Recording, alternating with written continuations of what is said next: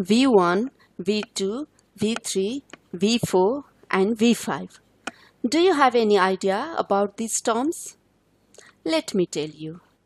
These all are the terms that refer to the various forms of a verb in English grammar.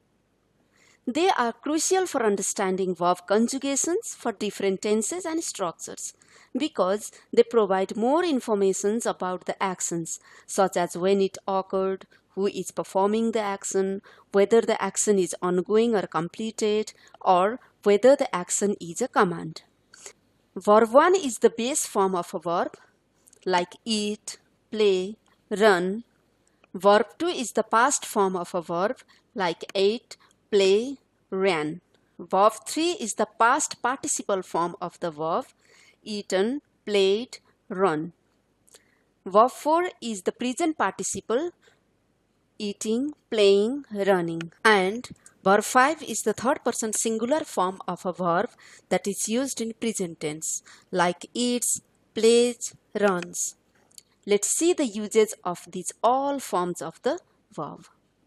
The first one is verb 1, that is the base form of the verb.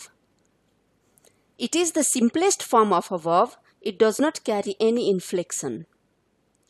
The base form of the verb is used in simple present tense with all the subjects except third person singular. For example, they study English every morning.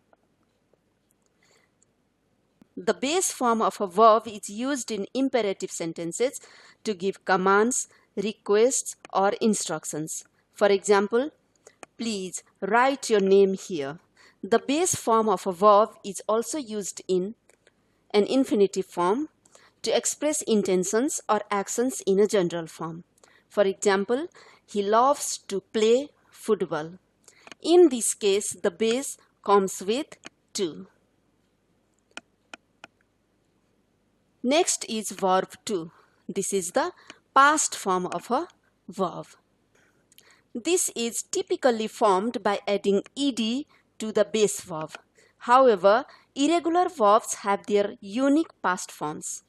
This form of verb is used in simple past tense to indicate that the action happened in the past. For example, we watched a movie last night. She ran to the store yesterday.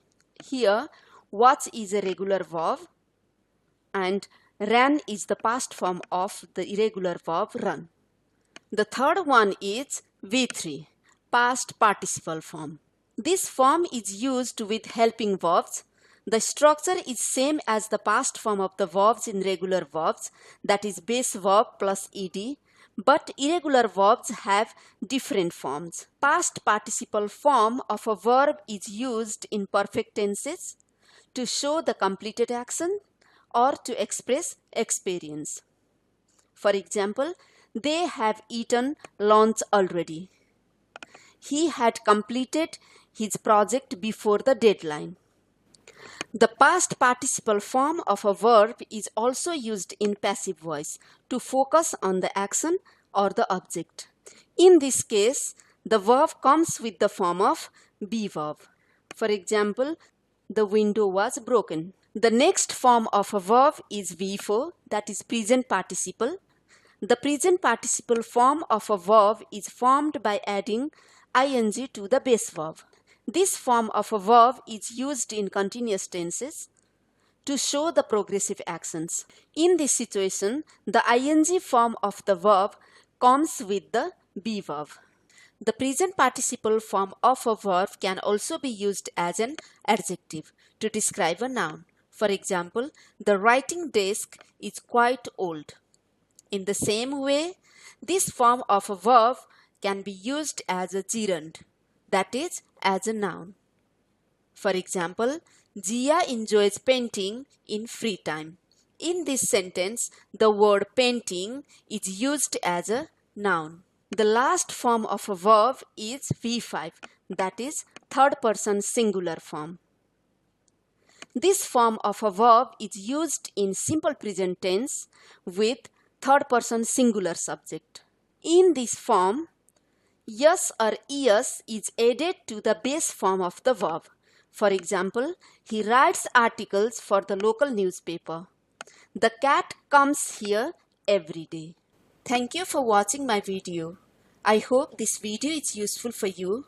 For more such videos, please subscribe to my channel. Thank you.